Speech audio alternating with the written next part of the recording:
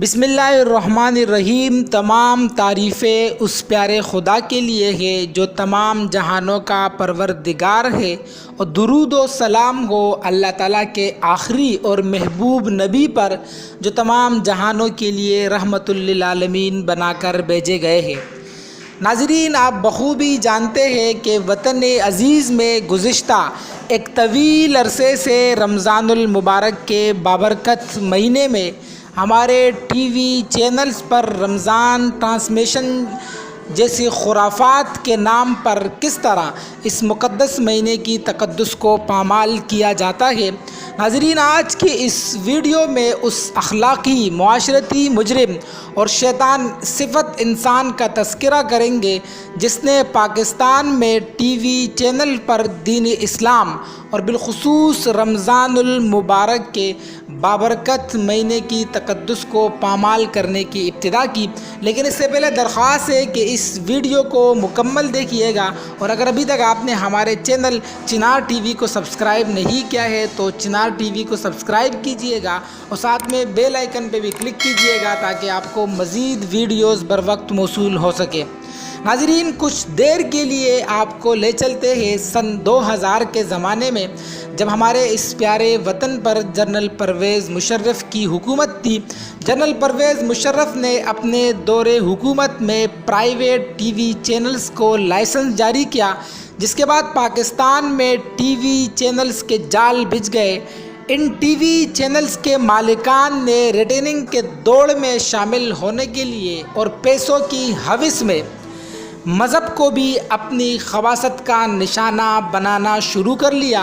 اور اس کے لیے بہت سے ٹی وی چینلز کو پاکستان کا ایک ایسا شخص میسر آ گیا جس کا تعارف ہمارے اس پیارے وطن میں کچھ یوں کیا جاتا ہے کہ اگر ایک بچے کو یا ایک انسان کو گھر والے مدرسے کا راستہ دکھائے اور اسے دین کا طالب علم بنانے کا سوچے، لیکن اس شخص کے اندر خود شاہ رخ خان بننے کا جذبہ ہو، تو اس صورت میں پھر اس سے عامر لیاقت جیسا شخص بن جاتا ہے۔ جی ہاں، یہ ہے وہ ظالم انسان جس نے اپنی شہرت کے لیے اور چند پیسوں کے خاطر دین اسلام کا مذاق اڑایا، اور مذہب کا سہارا لے کر اس شخص نے ٹی وی چینل پر شاعر اسلام کا تمسخر کیا۔ ناظرین، آپ کو بتاتے چلے کہ یہ صاحب پاکستان کے بدنام ترین لوگوں میں سے ہے۔ یہ اخلاقی، معاشرتی، شرعی ہر لحاظ سے انتہائی گرا ہوا انسان ہے۔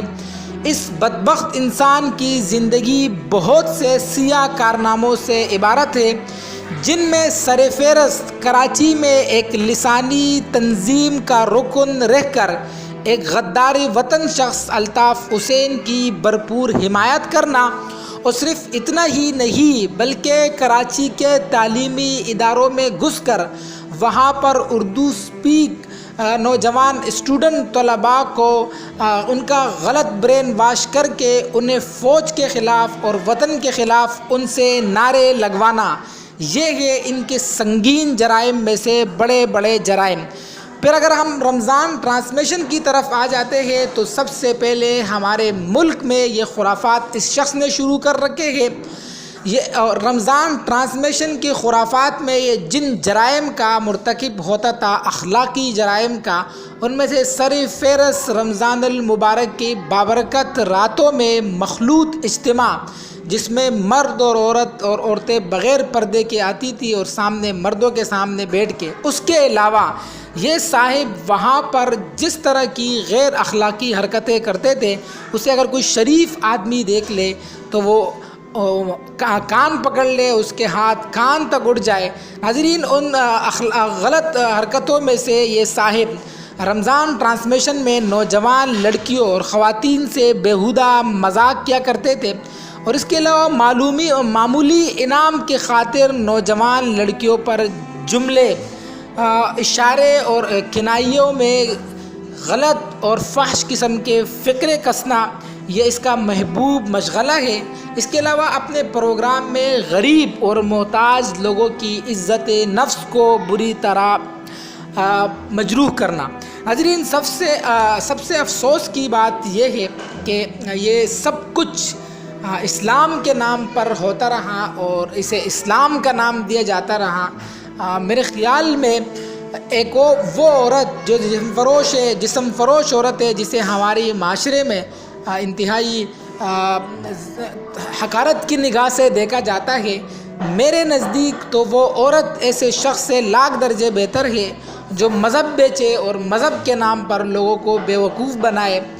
پھر اس سے سب سے بڑھ کر یہ کمال کا اداکار ہے، کمال کا مداری ہے، عوام کی آنکھوں میں دھول جھونکنے کے لیے یہ نوسرباز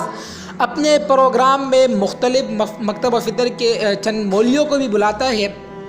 اور ان مولیوں کو یہ پیسے دیتا ہے، لیکن افسوس کی بات یہ ہے کہ ان مولیوں میں بھی پھر کوئی اخلاقی جرات باقی نہیں رہ جاتی ہے، اور وہ بھی اس فنکار اور مداری کی ہاں میں ہاں ملاتے ہیں اور اس کی مزید اس کا حوصلہ بلند کرتے ہیں، بجائے اس کے کہ اس کی اصلاح کرے اور اس کو درست راستہ دکھائے۔ حاضرین، اب تو صورتحال یہ بن چکی ہے کہ پرائیویٹ ٹی وی چینلز پر اب بھی یہ خرافات ہو رہے ہیں، لیکن سوشل میڈیا نے پرائیویٹ ٹی وی چینلز کی بدماشی کو ختم کر دیا، اور اب اللہ کے فضل سے بہت سارے دینی مدارس ہیں یا دینی ادارے ہیں، اس طرح مختلف جامعات بھی ہیں جنہوں نے اپنے میڈیا فارم بنائے ہیں اور اس پر وہ دین سکھا رہے ہیں اور مستند لوگوں کو بٹاتے ہیں۔ تو ہمیں چاہیے کہ ہم دین بھی مستند لوگوں سے حاصل کریں، جہاں پر ہم اپنی دنیاوی کسی ضرورت کے لیے بازار کا رخ کرتے ہیں، تو ایک معمولی سا جوتا خریدنے کے لیے ہم 10 دکانوں کا چکر لگاتے ہیں، تو پھر اس میں دین خریدنے کے لیے بھی ہم لوگوں کو تلاش کرنا چاہیے، کیونکہ دین کم سے کم میرے خیال سے ایک جوتے سے اس دین کی حیثیت زیادہ ہے۔